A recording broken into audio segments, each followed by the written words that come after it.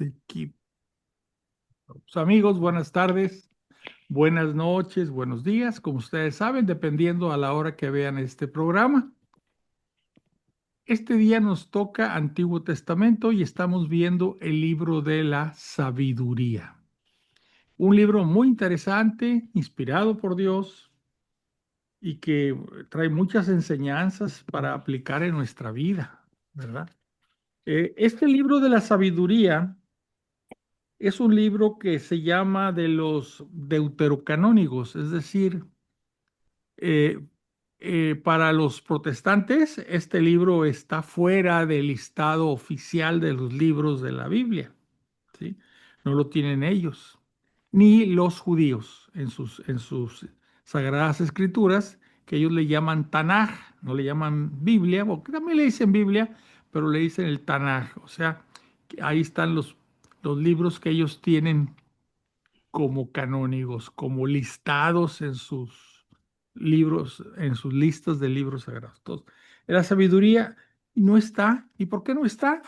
Porque fue un libro que se escribió originalmente en griego y los rabinos judíos del siglo primero de esta época, después de Cristo, dijeron que solamente los libros que habían sido escritos originalmente en hebreo se consideraban como libros inspirados, como si Dios hablara exclusivamente hebreo, ¿verdad? Entonces, como este estaba inicialmente en griego, va para atrás. No. El libro de la sabiduría es muy reciente, bueno, relativamente reciente. Es del último siglo antes de Cristo. Ya faltaba muy poco para la venida de Cristo. Entonces está escrito por un judío. Luego se trató para darle fuerza a este libro, se trató de decir que era de Salomón, porque inclusive así decían que se llamaba el libro de la sabiduría de Salomón. No tiene nada que ver Salomón. Salomón había muerto muchos siglos antes, ¿verdad?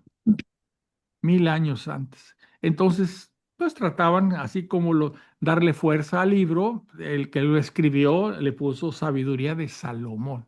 Pero la verdad es que es un judío del siglo I antes de Cristo que puso ahí sus pensamientos.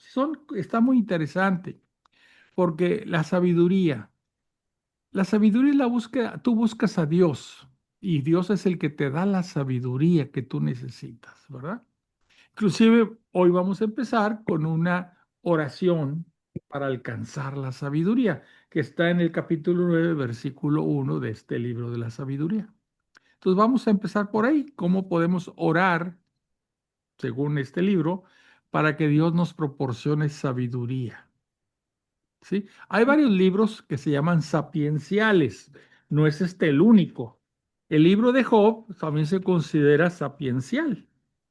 Y luego hay otro que se llama el Proverbios, otro Eclesiastés y otro Eclesiástico, aparte de este de la sabiduría. Son uno, dos, tres, cuatro, cinco libros sapienciales que tratan de establecer o hablar sobre lo que es la sabiduría. Y la sabiduría, estamos hablando divina, sabiduría divina. Una cosa es ser sabio y otra cosa es ser inteligente. La inteligencia, pues es propia del hombre y le da la capacidad de resolver problemas, de alcanzar soluciones, ¿verdad? Esa es la inteligencia del hombre. Es una persona muy inteligente, se le presenta un problema y sabe cómo resolverlo. Esa es inteligencia. Sabiduría es algo diferente, ¿verdad?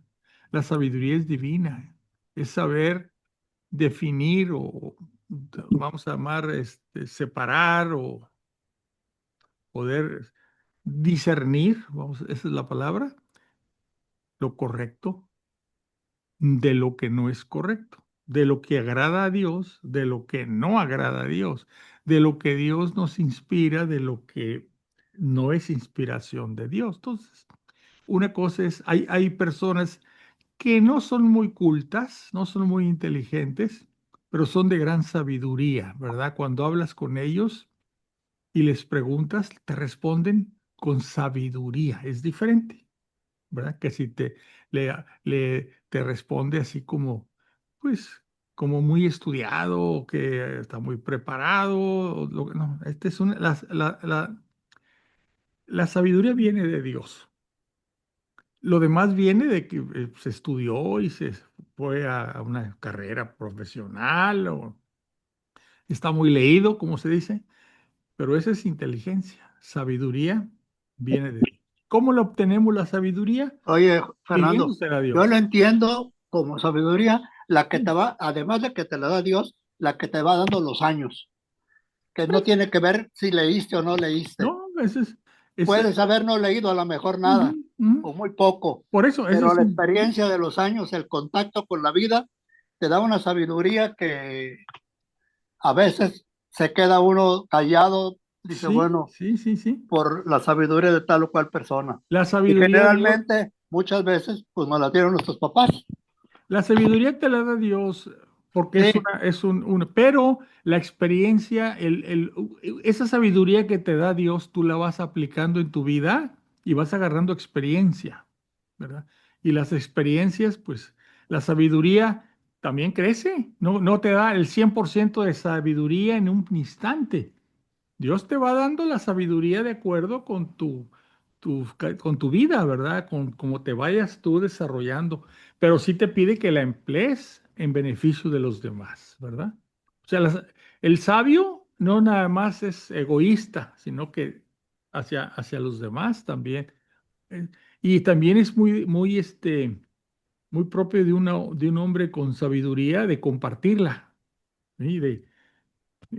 Le gusta compartir su sabiduría con los demás. No para presumirla, sino para decir, oye, yo ya me he dado cuenta a través de, como tú hiciste, como tú dijiste, Javier, el paso del tiempo, las experiencias que he tenido me dan algo de que puedo compartir contigo, ¿verdad? Bueno, vamos a ver la oración primero para pedirle al Espíritu Santo que nos ilumine. Eso es importantísimo para entender. Y no nomás para entender, para compartir también, que es como la sabiduría. La sabiduría no es para quedarnos con ella, es para utilizarla en beneficio de los demás, compartirla. Entonces nos vamos a poner en la presencia del Señor en el nombre del Padre y del Hijo y del Espíritu Santo. Amén. Ven Espíritu Creador, visita las almas de tus fieles, llena de la divina gracia los corazones que tú mismo has creado. Tú eres nuestro consuelo, don de Dios altísimo, fuente viva, fuego, caridad y espiritual unción. Tú derramas sobre nosotros los 7 dones. Tú el dedo de la mano de Dios, tú el prometido del Padre, pones en nuestros labios los tesoros de tu palabra. Enciende con tu luz nuestros sentidos, infunde tu amor en nuestros corazones y con tu perpetuo auxilio fortalece nuestra frágil carne. Aleja de nosotros al enemigo, danos pronto tu paz, siendo tú mismo nuestro guía, evitaremos todo lo que es nocivo. Por ti conozcamos al Padre y también al Hijo, y que en ti, que es el Espíritu de ambos, creamos en todo tiempo. Gloria a Dios Padre y al Hijo que resucitó entre los muertos, y al Espíritu Consolador por los siglos de los siglos. Amén. Amén. Vamos a poner la Biblia de Jerusalén.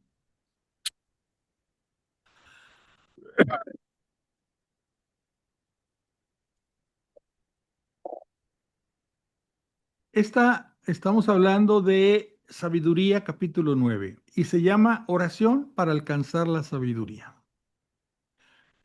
Dios de mis antepasados, Señor de misericordia, que hiciste todas las cosas con tu palabra, y con tu sabiduría formaste al hombre para que dominase sobre tus criaturas, gobernase al mundo con santidad y justicia, y juzgase con rectitud de espíritu. Dame la sabiduría entronizada junto a ti, y no me excluyas de entre tus hijos, porque soy siervo tuyo, hijo de tu esclava, un hombre débil y de vida efímera, incapaz de comprender el derecho y las leyes. Pues aunque uno sea perfecto entre los hombres, si le falta la sabiduría que viene de ti, será tenido en nada.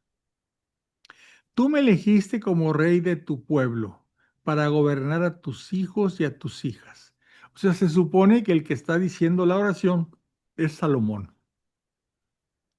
Tú me encargaste construir un templo en tu monte santo y un altar en la ciudad donde habitas, a imitación de la tienda santa que preparaste desde el principio. Contigo está la sabiduría que conoce tus obras, que estaba a tu lado cuando hacías el mundo, que conoce lo que te agrada. Recuerden que pues, en ese tiempo los judíos pues no hablaban, no entendían lo del Espíritu Santo, ¿sí? Entonces para ellos pues sabían que había algo al lado de Dios, fíjate. Contigo está la sabiduría que conoce tus obras, que estaba a tu lado cuando hacías el mundo. Sabían que había algo al lado de Dios que de alguna forma participaba en la creación. Recuerden que en el Génesis dice que sobre las aguas aleteaba el espíritu. Bueno, entonces le llamaban la sabiduría. Para nosotros aquí del Nuevo Testamento, conociendo las enseñanzas y las revelaciones de Jesús, sabemos que esta sabiduría es el Espíritu Santo. Dice que conoce lo que te agrada y lo que es conforme a tus mandamientos. O sea, eso es importante. Esa es la sabiduría, actuar agradando a Dios. Envíala desde el santo cielo, mándala desde tu trono glorioso, para que me acompañe en mis tareas y pueda yo conocer lo que te agrada. Ella, que todo lo sabe y comprende, me guiará prudentemente en mis empresas y me protegerá con su gloria. Así mis obras serán aceptadas. Juzgaré a tu pueblo con justicia y seré digno del trono de mi padre. ¿Quién era el padre de Salomón? Era el rey David. Pues ¿qué hombre puede conocer la voluntad de Dios? ¿Quién puede considerar lo que el Señor quiere? Los pensamientos humanos son mezquinos y nuestros proyectos caducos, pues el cuerpo mortal oprime el alma y la tienda terrenal abruma la mente reflexiva. Si a duras penas vislumbramos lo que hay en la tierra y con dificultad encontramos lo que tenemos a mano, ¿quién puede rastrear lo que está en los cielos? ¿Quién puede conocer tu voluntad si tú no le das la sabiduría? Y fíjense, y le envías tu Espíritu Santo desde el cielo. Así se enderezaron los caminos de los habitantes de la tierra. Los hombres aprendieron lo que te agrada y se salvaron gracias a la sabiduría. ¿Ven? Es una oración pidiendo que venga el Espíritu Santo y te guíe en su vida, en tu vida, ¿verdad? La sabiduría en la historia. Aquí pues, van a hablar de todas las diferentes etapas del pueblo de Israel. Moisés, Abraham, bueno, Abraham, Isaac, Jacob, Moisés, etcétera. No lo vamos a leer porque se repite, esto se va a repetir en otros capítulos después. Vamos a irnos, ahorita estamos hablando, no vamos a leer el 10, no vamos a leer el 12, vamos a leer el 13. Porque estos dos, el 10, 11 y 12, son la sabiduría en la historia. Entonces eso no lo vamos a ver porque lo vamos a ver más tarde otra vez, en otros capítulos posteriores. ¿Sí? 11, 12, vamos a irnos al 13:1.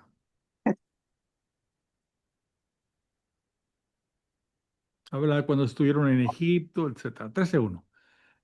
Aquí viene una crítica de la idolatría. Dice, te voy a enseñar por qué adorar a los ídolos está mal. Dice, son necios por naturaleza todos los hombres que han desconocido a Dios y no fueron capaces de conocer al que es a partir de los bienes visibles. O sea que a Dios se le puede conocer viendo la naturaleza y los bienes visibles. ni reconocer al artífice atendiendo a sus obras, sino que tuvieron por dioses señores del mundo, al fuego, al viento, al aire ligero, a la bóveda estrellada, al agua impetuosa o a los astros del cielo, que fueron las primeras cosas que los hombres creyeron que eran divinas, que eran dioses.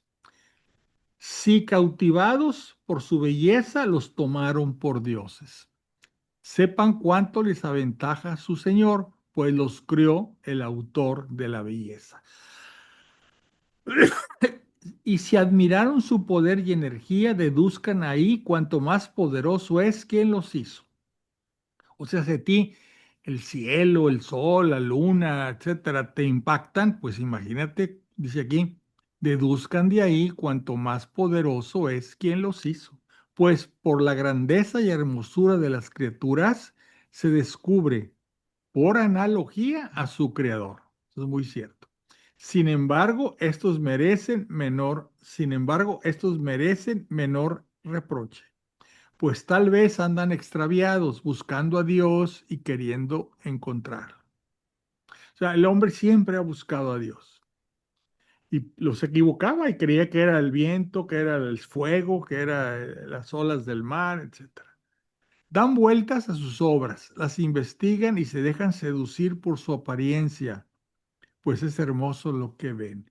Pero con todo, ni siquiera estos son excusables, porque si fueron capaces de saber tanto que pudieron escudriñar el universo, ¿cómo no encontraron antes a su Señor? Son pues unos desgraciados con la esperanza puesta en cosas muertas, quienes llamaron dioses a las obras de manos humanas. Aquí es ídolos, cuando fabrican ídolos. Primero adoraban las fuerzas de la naturaleza y luego empezaban a representarlas y haciendo ídolos. Dice aquí, oro y plata Fernando, labrados con arte. Adelante, adelante. perdón, como que disculpa a los que ven dioses en la naturaleza, Ujú, así lo estoy entendiendo, ujú. pero luego dice, los que son unos desgraciados son los que hacen los dioses con sus manos, saben que los hicieron con sus manos y los adoran. Sí. Como que dices, bueno, el otro, pues a lo mejor se fue con la finta del poder del viento y del poder del fuego Ujú, y de la belleza del mar y eso, ujú. ¿no? Así lo estoy entendiendo. Sí, mira, el 7 dice, dan vueltas a sus obras, las investigan y se dejan seducir por su apariencia, pues es hermoso lo que ven. Pero con todo, ni siquiera estos son excusables. Ok, O sea, está bien, ok. están mal. Con todo y eso, ni siquiera esto tienen excusa, ¿verdad? ¿Por qué no tienen excusa? Dice, porque si fueron capaces de saber tanto que pudieron escudriñar el universo, ¿cómo no encontraron antes a su Señor? O sea, diciendo, Ahí se está. fueron por el lado equivocado. En lugar de buscar al creador de las cosas que los maravillaron, se fueron por esas obras maravillosas, ¿verdad? Y las empezaron a considerar como divinas, como dioses, siendo que el verdadero Dios es quien creó esas cosas, ¿verdad? Entonces dice, por tanto, pero con todo, ni siquiera estos son excusables. O sea, ahora, ¿quiénes están peor? Como tú acabas de decir, nos vamos aquí, los de los ídolos, los que hacen ídolos. Dice, pues, son pues unos desgraciados, con la esperanza puesta en cosas muertas, quienes llamaron dioses a las obras de manos humanas, oro y plata labrados con arte, a copias de animales o una piedra inútil esculpida por manos antiguas. O sea, estos están peor que los que acabamos de ver antes, ¿verdad? Un carpintero tala un árbol apropiado, monda con destreza toda su corteza y lo trabaja con finura, y fabrica un objeto útil para usos comunes. Con los desechos de su obra, o sea, con las que sobró, la madera que sobró, se prepara una comida con la que se sacia. Y el desecho de todo que no sirve para nada, un palo torcido y lleno de nudos, lo coge y lo talla en sus ratos de ocio. Los modela con la destreza adquirida y saca la imagen de una figura humana. O sea, primero hace un mueble con la madera que corta, hace un mueble, luego pues con lo que sobra hace su comidita, o sea, prepara una fogatita y hace y cose su... Y luego todavía con lo que sobra, un palo torcido y lleno de nudos, ¿sí? Talla dice aquí, una figura humana. Lo modela con la destreza adquirida y saca la imagen de una figura humana o la copia de cualquier vil animal. Y luego dice, lo embadurna de minio. O sea, me imagino que es un polvo ahí. Pinta su cuerpo de rojo y recubre todos sus defectos. Luego le prepara un nicho digno y lo coloca en la pared, asegurándolo con hierros. Para que no se le caiga, toma sus precauciones, sabiendo que no puede valerse por sí mismo, pues es una imagen y necesita ayuda. Cuando le reza por la hacienda, las bodas y los hijos, no se avergüenza de hablar con algo inanimado y pide salud a un enfermo, vida a un muerto, ayuda al más inepto, un viaje feliz al que no puede andar. O sea, está pidiendo al ídolo cosas que ni el ídolo tiene. Sí. Y para las ganancias, empresas y éxito de sus tareas, pide vigor al más torpe de manos. O sea, pues hace un ídolo, luego él siente que ese ídolo le va a conceder cosas, lo pone en un nicho, le pide cosas, oye, pues estás pidiendo cosas, algo inanimado, ¿verdad?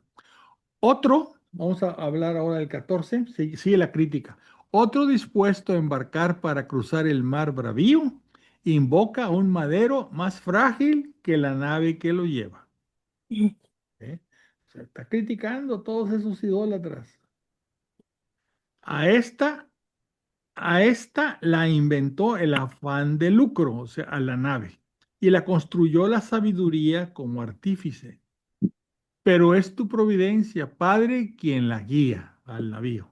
Pues también en el mar abriste un camino y una senda segura entre las olas, demostrando así que puedes salvar de todo peligro para que hasta el inexperto pueda embarcarse. No quieres que las obras de tu sabiduría queden estériles. Por eso los hombres confían sus vidas a un insignificante madero.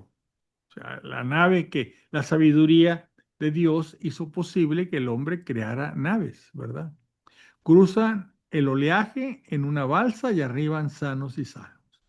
Ya en los comienzos, cuando los soberbios gigantes perecían, la esperanza del mundo se refugió en una balsa, o sea, el arca de Noé, que piloteada por tu mano legó al mundo una semilla de vida.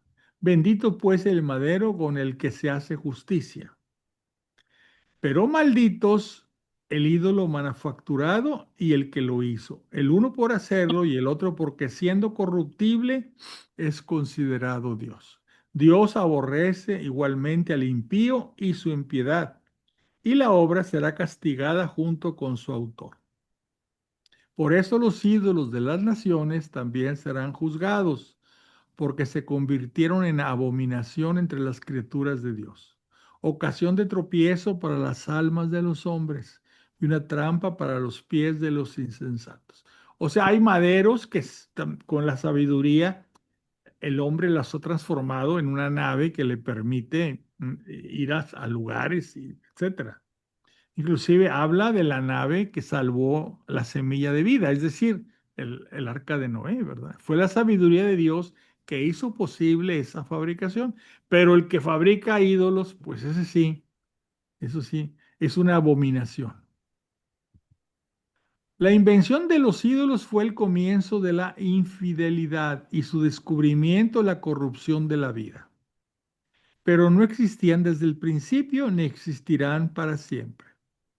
Entraron en el mundo por la vanidad de los hombres, los ídolos, y por eso su fin inmediato está decidido. Un padre afligido por un luto prematuro hace una imagen del hijo malogrado Y el que ayer era un hombre muerto, hoy lo honra como un dios y encarga a sus subordinados misterios y ritos. Luego, la impía costumbre se consolida con el tiempo y se observa como ley. Se convierte en un ídolo ya para muchas generaciones. Las estatuas también recibían culto por decreto de los soberanos.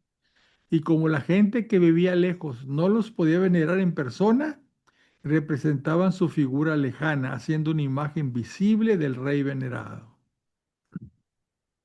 para adular con fervor al ausente como si estuviera presente. La ambición del artista contribuyó a extender este culto, incluso entre quienes no lo conocían, pues éste, queriendo complacer seguramente al soberano, alteró con su arte el parecido para embellecerlo. O sea, vamos a hacer una estatua del emperador, la vamos a mandar a todos lados del imperio para que los hombres, los ciudadanos o los habitantes lo adoren. Y el artista, pues estaba medio feito el emperador, dice aquí, que queriendo complacer al soberano, alteró con su arte el parecido para embellecerlo. O sea, lo hizo bonito, ¿verdad? Y la multitud, seducida por el encanto de la obra, tomó entonces por objeto de culto al que poco antes honraba como hombre. O sea, eso sí, se convierte en, el ídolo se convierte, la figura de ese hombre embellecida por el artista se convierte en un ídolo al que se honra. Y esto se convirtió en trampa para los vivientes, pues los hombres esclavos de la desgracia o de la tiranía dieron el nombre incomunicable a piedras y maderos. ¿Cuál es el nombre incomunicable? Dios. Luego no les bastó con errar en el conocimiento de Dios, sino que debatiéndose en duro conflicto por la ignorancia, llamaron paz a tan graves males, así celebrando iniciaciones infanticidas, misterios secretos y delirantes orgías de ritos extravagantes. O sea, ofrecían sacrificios de niños y orgías, dice aquí, ritos extravagantes. Ya no mantienen puros ni vidas ni matrimonios, sino que se matan a traición unos a otros o se humillan con adulterios. Todo es un caos de sangre y muerte, robo y fraude, corrupción, deslealtad, desorden, perjurio, confusión de los buenos, olvido de la gratitud, contaminación de las almas, inversión de sexos, ojo, desorden matrimonial, adulterio y libertinaje. Porque el culto a los dioses sin nombre es un principio, causa y fin de todos los males. O sea, la idolatría lleva a todo esto. Pues o se divierten frenéticamente o profetizan mentiras, o viven en la injusticia o perjuran con ligereza. Como confían en ídolos sin vida, no temen que el jurar en falso les pueda perjudicar.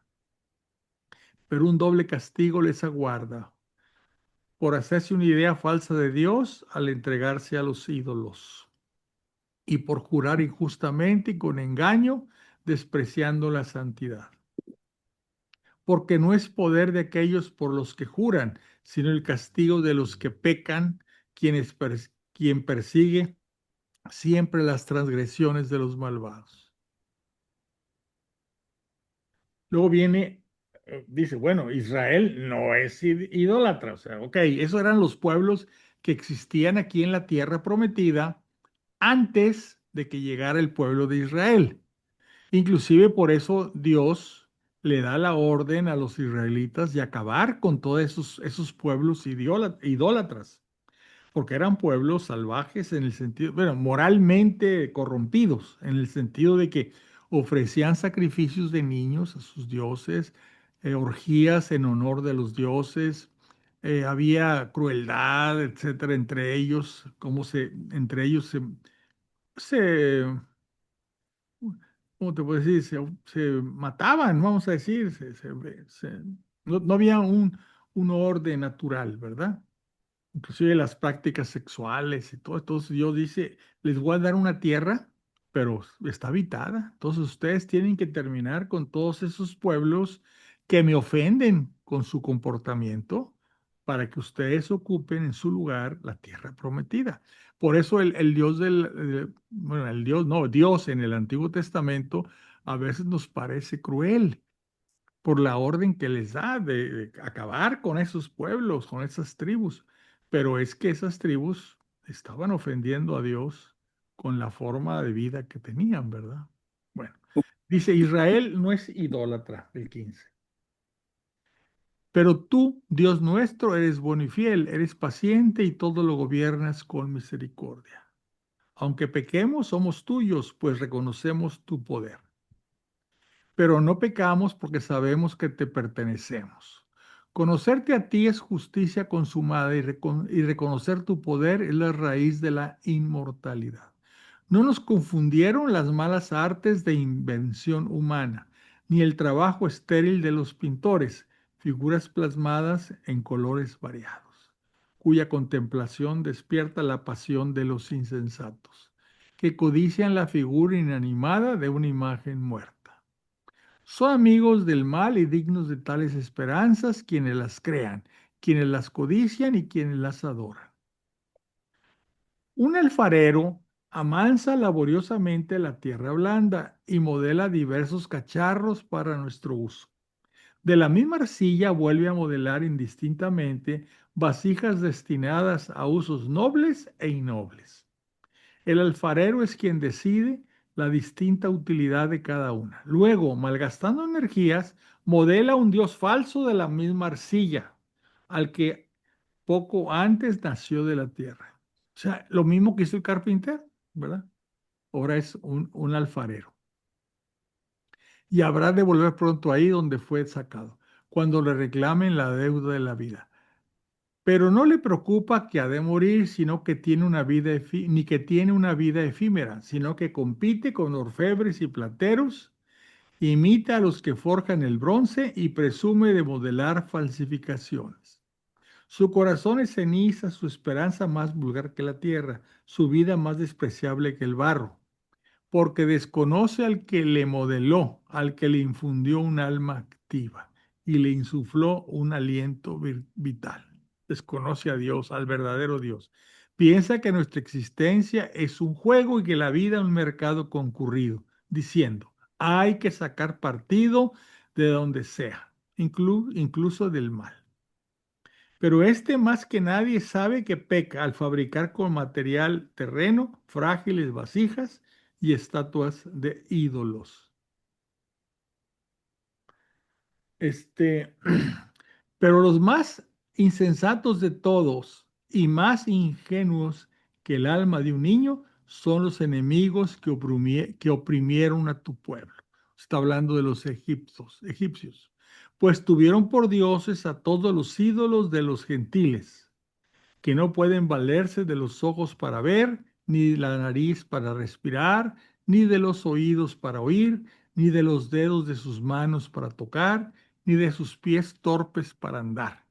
Porque los hizo un hombre, los modeló quien tiene el espíritu prestado, y ningún hombre puede modelar un Dios semejante a él. Siendo mortal, produce con sus manos impías un ser muerto. Pero él vale más que los objetos que adora, ya que él tiene vida, pero estos jamás. Adoran además a los bichos más repugnantes, que superan en estupidez a todos los demás. Acuérdense que los egipcios adoraban a dioses que eran animales, ¿verdad? Animales en forma, imágenes de animales, ¿verdad? Y ni siquiera poseen la belleza de los animales cuyo aspecto atrae, pues quedaron excluidos de la aprobación y bendición de Dios. Entonces aquí vemos que Israel no cayó en eso. Luego aquí vuelve a hablar las ranas, en el tiempo de Egipto, ¿se acuerdan? Las ranas, las plagas, las 10 plagas. Nos vamos a ir al número 19.1. Todo esto no tiene caso ya. 17. Son todas las plagas que hubo en Egipto. 18. Vamos a irnos al 19.1. Aquí es una de las últimas. Ya nos vamos a cuando el Mar Rojo, que se abrió el mar para que cruzaran, ¿verdad? Todas las demás fueron todas las plagas. Y aquí vamos a ver ya al final. pero sobre los impíos se abatió hasta el fin una ira despiadada, pues Dios sabía de antemano lo que les iba a suceder, que tras dejarlos marchar y despedirlos con prisas, cambiarían de parecer y saldrían a perseguirlos. O sea, los egipcios, después de que los dejaron salir a los israelitas, se arrepintieron. Y dice aquí, y salieron a perseguirlos. Dice aquí, cuando todavía estaban ocupados en los funerales y llorando sobre las tumbas de los muertos. Porque habían muerto todos los primogénitos de Egipto, ¿verdad? Concibieron otro proyecto insensato y persiguieron como fugitivos a los que habían despedido con súplicas. Porque cuando se fueron los israelitas, les pedían que se fueran y hasta les daban joyas y demás para que se las llevaran con ellos. A tales extremos los empujaba a su merecido destino, haciéndoles olvidar el pasado para que consumaran el castigo que aún faltaba a sus tormentos. Y mientras tu pueblo emprendía un viaje maravilloso, encontraron ellos una muerte insólita, pues toda la creación obediente a tus órdenes se transformó de nuevo en su misma naturaleza, para resguardar sanos y salvos a tus hijos. Vieron la nube que daba sombra al campamento, la tierra firme que emergía de lo que antes era agua, un camino abierto en el mar rojo y una llanura verde en las olas impetuosas, por donde tus protegidos, los israelitas, pasaron en masa, contemplando prodigios admirables, pastaban como caballos y retozaban como corderos, alabando de ti, Señor, su libertador. Todavía recordaban lo sucesivo en su destierro. Como la tierra, en vez de generación animal, produjo mosquitos, las plagas, y como el río, en vez de peces, vomitó una multitud de ranas. Más tarde vieron también un modo nuevo de nacer las aves, cuando urgidos por el apetito pidieron manjares delicados. Y para satisfacerlos salieron codornices del mar. El pueblo pidió comida, ya no querían tanto maná, ya querían carnita y les mandaron codornices por miles. Egipto más culpable que Sodoma. Los castigos recayeron sobre los pecadores, precedidos como aviso de la furia de los rayos, pues padecían justamente por sus propias maldades y por haber albergado el odio más feroz contra los extranjeros. Hubo quienes no recibieron a unos visitantes desconocidos, pero estos esclavizaron a extranjeros bienhechores. Pero aún hay más, pues a aquellos se les pedirán cuentas por haber recibido hostilmente a los extranjeros. Pero estos, después de recibir con fiestas a los que ya participaban de sus mismos derechos, los maltrataron con terribles trabajos. Y también fueron atacados por la ceguera, como aquellos que a las puertas del justo, envueltos en profunda oscuridad, buscaban el vano de sus puertas, una nueva armonía. Los elementos intercambiaban sus propiedades, como el sonido del arpa cambia la cadencia del ritmo, manteniendo el mismo tono, como puede deducirse claramente a la vista de lo sucesivo. Pues los seres terrestres se tornaban acuáticos y los que nadan se pasaban a la tierra. El fuego aumentaba en el agua su propia virtud y el agua olvidaba su poder extintor. Las llamas, por el contrario, no consumían las carnes de los débiles animales, se movían entre ellas, ni derretían aquella especie de manjar divino, parecido a la escarcha y fácil de derretir, el maná. Conclusión. Con todo, Señor, engrandeciste y glorificaste a tu pueblo y no dejaste de asistirlo nunca y en ningún lugar. O sea, los estaba siempre cuidando, ¿verdad? Bueno, entonces, ¿qué quiere decir aquí? Que aquí acaba este libro de la sabiduría. ¿Comentarios o algo antes de pasar a otro libro de la sabiduría? ¿Alguien quiere comentar algo? Sí, yo, Adelante. vamos muy rápido. Ah, sí, pues ya, es que estaba cortito lo que faltaba. No, no, no, no, no, pero te brincaste muchas cosas, Ah, a lo mejor bueno, para ti. mira. Me brinqué Ahorita, unos que estaban, de hecho, que está el resumen, por así llamarle de alguna forma, está en el 19 que leímos ahorita. No, perdón, perdón. Leímos el 16, 17, 18 y 19, ¿no? ¿Cuál me falté? ¿Cuál me faltó, perdón? Pues de los primeros no los leíste. ¿Cuáles primeros?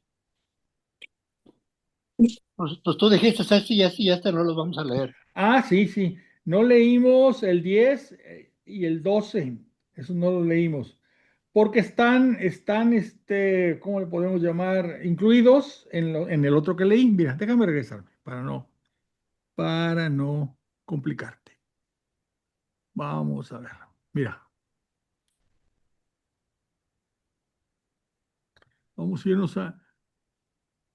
Esto se llaman las antítesis, ¿sí? Eh, Antítesis es todas las situaciones que pasó el pueblo de Israel y Dios lo fue cuidando, ¿sí? Todas estas son, vamos a ver aquí, vamos a empezar con el 16, 29, 16. Mira, no es que no sean interesantes, pero son cosas que ya hemos visto. Mira, vamos a ver 16. Dice, las ranas. ¿Se acuerdan? En este 16 habla de lo que sucedió cuando estaban los israelitas en Egipto, ¿sí?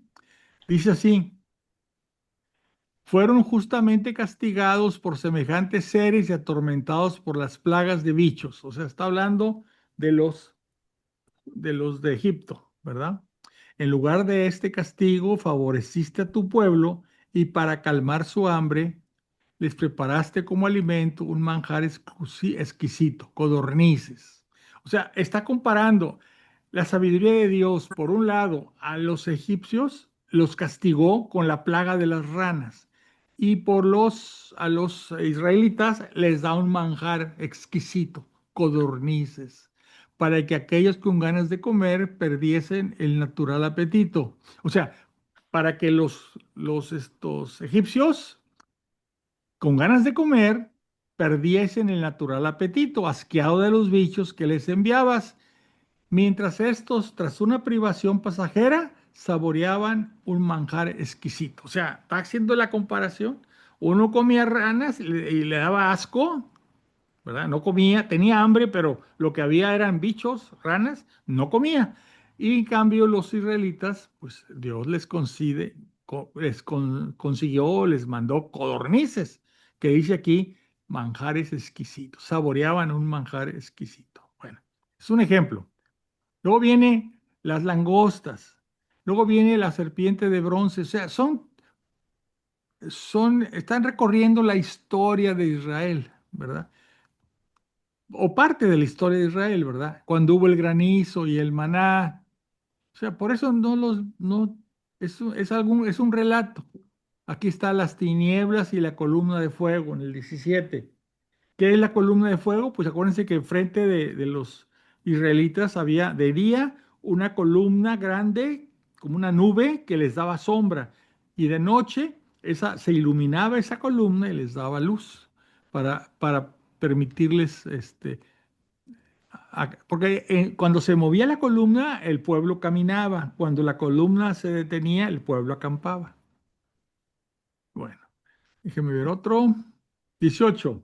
El 18 dice, bueno, es lo mismo, viene todo lo de la columna de fuego. Sin embargo, una magnífica luz brillaba para tus santos, los egipcios que oían su voz sin distinguir su figura. O sea, no veía, el egipcio estaba en la oscuridad, mientras el pueblo de Israel tenía la luz de esa columna de fuego. Luego habla aquí pues son todas las diferentes, ¿cómo se llama? Etapas de la vida donde Dios, ¿sí? Y ya me fui al 19, que es una especie de ya la última antítesis, ya. Y aquí digo yo, bueno, ¿qué pasó? El cruce del Mar Rojo, ¿verdad? Dios permitió que cruzaran, ¿verdad? Dice aquí, dice aquí, vieron la nube que daba sombra al campamento, lo que les decía, la tierra firme que emergía de lo que antes era agua, o sea, se abrió el mar, un camino abierto en el Mar Rojo, una llanura verde en las olas impetuosas, ahí va. Luego aquí viene, pues habla de las diferentes placas, vuelve a hablar. ¿sí?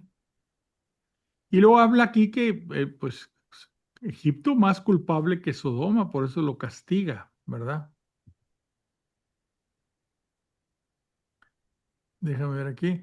Y viene aquí lo que se llama una nueva armonía. Pues aquí ya lo vimos. Los elementos intercambiaban sus propiedades, como el sonido del arpa, cambian la cadencia del ritmo, manteniendo el mismo tono, como puede deducirse claramente a la vista de lo sucedido. O sea, en algunos casos Dios siempre estaba del lado de los de Israel y en contra del pueblo de Egipto. ¿Sí? Conclusión. En todo, Señor, engrandeciste y glorificaste a tu pueblo. Esa es la conclusión de todos los antítesis que estaban en el capítulo 16, 17 y 18. Y no dejaste de asistirlo nunca y en ningún lugar. Y con eso acaba. No, no hay mucho que podamos perdernos mucho, ¿verdad? El tema de el tema de los ídolos me gustó muchísimo y me pongo a pensar que al mismo tiempo o en otros tiempos, a lo mejor siglos antes o siglos después, del otro lado del mundo, Ujú. también había ídolos hechos a mano por los pobladores, y también les ofrecían sacrificios y también los convertían en dioses. Y me llama mucho la atención cuando dice, ¿cómo pueden ser tan burros que ustedes lo hicieron con sus manos de un palo o de una piedra y ahora lo adoran? Fíjate, Me dio hasta risa cuando dice que lo pone en un nicho y lo tiene que detener con unos hierros para que no se caiga y ahora lo adora. sí, definitivamente. Sí, Mira, ya habíamos oído algo sobre estos, sobre lo mal que es tener ídolos, ¿verdad? Creados por el hombre, que luego él el hombre le atribuye poderes y le hace súplicas y demás. Cuando vimos los libros ¿cómo se llama? El Pentateuco. Ahí vimos, hay muchas cosas, inclusive, acuérdense que este judío que escribió el libro del libro de la sabiduría, en un siglo I antes de Cristo, ya había leído todos los libros anteriores, el Génesis, todo eso, el Ujú. Deuteronomio, que se habla habla de los ídolos y de lo mal que está que un hombre haga ídolos y luego le atribuya poderes. Recoge mucho de lo que ahí se vio, que ya lo leímos cuando vimos los libros los 5 primeros libros, el Pentateuco, lo vuelve a poner él como, no como que a él se le ocurre, porque muchas cosas él está relatando hechos y sucesos, ¿verdad? Y lo que pasa es que ya lo hemos oído. Es una tontera. Un carpintero corta un árbol, hace un mueble, lo que sea. Con lo que sobra, hace una fogata y prepara sus alimentos. Pero encuentra ahí una rama así medio rara, la labra y la forma, la hace como una figura humana y la considera un ídolo al cual le pide favores, ¿verdad? ¿Qué poder puede tener? Es que el hombre siempre ha necesitado a Dios, no más que no ha sabido encontrarlo. Dios es el que se ha tenido que revelar a los hombres. Dios se revela a los hombres. Y viene la revelación aquella, vamos a acordarnos, por ejemplo, cuando a Moisés se le presenta y le dice, ve a Egipto a rescatar a tus hermanos. ¿Y quién me manda? ¿Quién digo que me envía? Y dice, yo soy. ¿Verdad? Entonces, Dios se ha ido revelando poco a poco a los hombres, poco a poco, porque el hombre siempre ha tenido necesidad de Dios y a veces, o en un principio, era una equivocación. Primero creían que la naturaleza, que es hermosa, que es potente, era el Dios, ¿no? En lugar de pensar en el que creó todo eso, se iban por las cosas creadas, pero en fin. Hay Oye, otro libro, Fernando, mande. perdón, te iba a o No, sea, no, no, sí. sacar un poquito el tema. Me vengo a la actualidad Ujú, y a mí me queda claro que los católicos, o en general sí que los cristianos, ujú, no estamos adorando al ídolo, estamos adorando a lo que representa. Para nosotros es una imagen Bueno, si tú de algo más consideras grande. ídolo a la figura, no, nosotros no consideramos ídolo a la figura, es la representación de alguien. Ah, exactamente. Mm, Sin embargo, sí hay casos en los que la gente ve a una figura ujú, y, y, y quitan lo que está representando, sino te dicen, ese santito que está en la iglesia fulana, ese, o sea, puede ser San Fulano, ¿verdad? Para no ujú, ponerle ujú, nombres, ujú. pero ese que está en tal parte es muy milagroso. Esa O sea, figurita, como que ya caíste un ujú, poquito en idolatría, ¿no? un muchito. Ya el que hace el favor no es el santo que intercede ante Dios, es esa figurita, la figurita Es esa figura, o ese cuadro, o el esa pintura. cuadrito. No es la Sí, imagen, no es la Virgen que está representada, es ese cuadrito. ¿Sí? Eso es. Mira, también sucede, por ejemplo, traes colgado del cuello, voy a inventar un crucifijo. Y entonces, tú sientes que tú no, pero hay gente que siente que esa crucecita que trae colgada, esa crucecita es la que lo protege de todo mal, y ¿sí? La este me cuida mucho. crucecita se convirtió en un talismán. Ándale, Lo que esa es dice la Juan palabra. Carlos es más o menos lo que se llama la piedad popular, ¿no? Gente mal educada desde el punto de Bueno, vista mal pero por preparada, ejemplo, sí, mira, basta si queremos ver un poquito o un muchito de lo que dice Juan Carlos, sí, sentarse una media hora en catedral ajá. y Ante el vemos, crucifijo. no a todos los santitos y Ujú, las cosas que están colgando ahí con los ujú, santitos, ujú. cómo llega la gente. Y al lado está la exposición del Santísimo, Sí, la capilla, sí, sí, sí. pero no entran ahí, No, van al Santito. a, Entonces, a sobarlo. pero eso viene, no sé, de décadas o siglos en México, ¿no? Desde que Esa Pero piedad llegaron sí, popular. los españoles, sí. Es que, porque a lo mejor algunos sí lo entienden y algunos, yo tengo una imagen y le tengo una veladora al lado, pero sé que no estoy poniendo la veladora a la imagen, le estoy poniendo la veladora a la Virgen de Guadalupe que esa imagen representa. ujú, Una vez Exactamente. usaste un ejemplo, Fernando, y dijiste, yo traigo la foto de mis nietos en la cartera y tengo clarísimo que no traigo a mis nietos en la cartera. sí, sí, sí. Traigo una imagen que me los recuerda, ¿verdad? Y los volteo a ver y me acuerdo de ellos. Así es. Ahora, todavía Pero me voy más allá, Juan Carlos. La que hace el milagro no es la Virgen. Ese sí, es Dios. es la imagen, es No, esa virgen, sí, esa no. pieza. La que hace Bueno, la la que que hace el hace milagro es el Dios. milagro es Sí, Dios. sí, Sí, la claro, Virgen Ella es sí, sí, nuestra la mediadora, Virgen nuestra intercede, intercesora. la Virgen intercede por intercede. nosotros. Así es. ¿Sí? Sí, Y sí, es sí, más, claro. la oración correcta es decir, Santísima Virgen, intercede por nosotros, ¿verdad? Sí, y Eso es lo correcto. así se hace con San Juditas y con todos los Pero, santos que queremos pensar. pero la gente que no Son tiene intercedores, la gente que no interceden. tiene una preparación religiosa correcta, cae en esos vicios, en esos errores, ¿sí?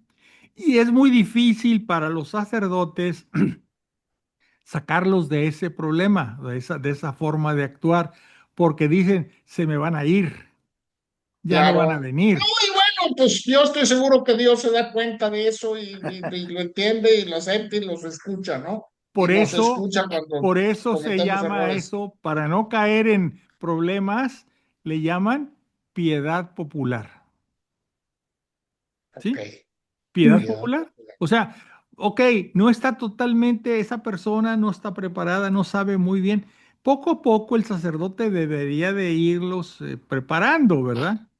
Y si no, pues que a través de las prédicas de, no sé, aquí del internet, de los canales de YouTube, lo que sea, hablemos de eso para que la gente entienda.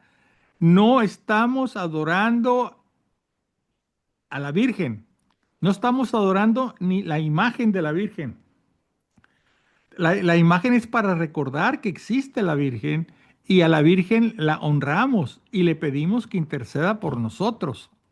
El que Ujú. hace el milagro es Dios. Como en las bodas de Caná, ¿no? Los que se les acabó el vino, pues viene la Santísima Virgen y le dice a su hijo, no tienen vino.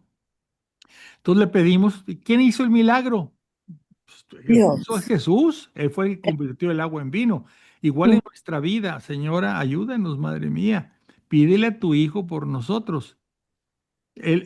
Ama tanto Jesús a su madre que pues le va a hacer el favor y nos va a ayudar. Eso es lo que es nuestra esperanza, ¿verdad? Bueno, Así es. el día de hoy era muy poco lo que quedaba, pero pues teníamos que verlo. Me brinqué a pesar de que Javier aquí me insiste, lo que creo yo que no valía la pena.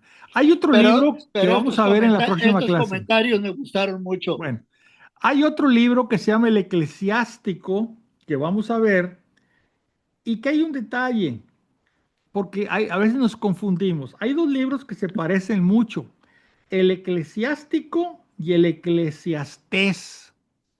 Y a veces no sabemos de cuál estamos hablando. Este se llama el Eclesiástico. Y como anticipo les voy a decir para que sepan y identifiquen el Eclesiástico. Ese es muy conocido lo que les voy a enseñar. Y no vamos a profundizar, vamos a verlo en la próxima clase. Pero quiero que oigan esto, lo que dice aquí en el primer capítulo. ¿Sí? Ahí va. Espérame. Eclesiástico. Ahí va. Espérate, estoy viendo. ¿Cuál estoy viendo? Ya me equivoqué. A ver. La sabiduría. Sí, quizá. Aquí viene el camino de la sabiduría. Toda sabiduría viene del Señor y estará con Él para siempre. O sea, aquí también vamos a ver lo que es esta sabiduría, ¿verdad?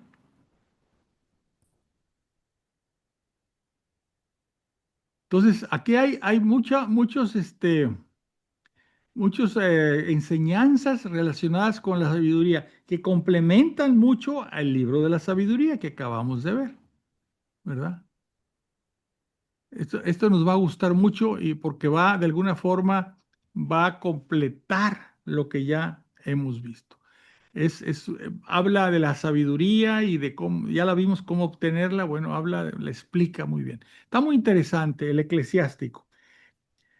También se conoce como Siráside, ¿sí? Mm. ¿Por Por qué? eso Pues ¿eh?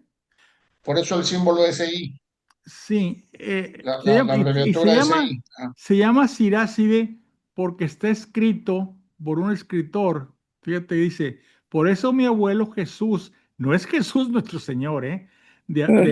después de haber dedicado intensamente a la lectura de la ley y los profetas, escribió este libro, ¿verdad? O sea, este Jesús, abuelo del que está presentando el libro, no es Jesús nuestro Señor. El nombre de Yeshua era conocido y se usaba mucho, ¿verdad? Entre los judíos. Bueno, entonces vamos a dejarlo aquí. Nomás indicamos que para el próximo lunes, el de este al otro, cuando toque ver el Antiguo Testamento, vamos a ver el libro del Eclesiástico, también llamado Siráside. Más de Está hacerte un muy interesante. comentario. Ajá. Este libro del eclesiástico Ujú. inspiró a Charles Dickens para escribir Historia de dos ciudades. Ándale, no No, no, sabía. no, no dice, o sea, lo inspiró. Si quieres, la próxima vez les leo los párrafos, pero muchos de los escritores que son, ¿cómo se dice? Que son clásicos, Sí. tienen inspiraciones bíblicas, Ah, no, pero es que las Sagradas Escrituras están sacas mucho material de ahí para muchas cosas. sí, Muy profunda, francamente es un escrito impresiona profundo. cómo inspira a tanta Ujú, gente, ujú, a tantos escritores que leemos y releemos en la primaria, en la secundaria o en la ujú, prepa y o ya de viejos, y ujú. dices, híjole, de veras, las Sagradas Escrituras nos siguen A- inspirando mucho, bastante. alguien, le preguntaban a alguien, ¿no? Si te fueras a vivir a una isla desierta, ¿qué libro te llevarías? Y Biblia. la Biblia, Mm. la Biblia. Si te dan a escoger, te vas a ir a una base en Marte o en la Luna, ¿qué libro te llevarías? La Biblia. Es profundísimo y puedes repetirla 20 veces y 20 le sacas provecho, le sacas No, más, las veces que la leas, sí, más, porque vas las veces, profundizando, profundizando, sí, las veces que la leas. Entonces, ¿qué libro llevarías a una isla desierta? La Biblia. Nomás pediría que fuera en letra grande. Yo también. En letra grande, ¿verdad? Pues miren, ahorita que veamos de este lunes al otro el libro del Eclesiástico, vas a ver cómo complementa, es el complemento perfecto del libro de la sabiduría, ¿sí? Eclesiástico, ¿sí? Ahora, recordemos que es eclesia, en griego eclesia es iglesia, o también llamada la asamblea de los creyentes, la eclesia. ¿Sí? El eclesiástico, pues quiere decir que es algo relacionado con la iglesia, ¿verdad? Sí, Eclesiástico. Por eso decimos, Muy esto es bien. eclesiástico. Bueno, pues les agradezco que se han quedado. El próximo lunes estamos viendo bueno, no estamos viendo. Vamos a empezar a ver el Evangelio de San Juan, porque ándale. acabamos el de Lucas. No sé si Sí, recuerden, acabamos sí. el de Lucas. Ujú. Entonces vamos Sí. a ver el de Juan y van a ver la diferencia en relación con los tres primeros evangelios. Es otro tipo de escritura, en el sentido de que es místico, es algo espiritual, ¿verdad? Muy interesante también. Entonces tenemos dos cosas muy interesantes tanto en el Antiguo como en el Nuevo Testamento. Bueno, Muy bien. les agradezco que se hayan conectado. Queda grabado Gracias, Fernando. esto, queda grabado para los que Descansen. la pueden ver bien después, oír o ver. Les deseo gracia y paz de parte de nuestro Señor Jesucristo. Muchas gracias. Hasta luego. Ahí. Buenas Gracias. noches.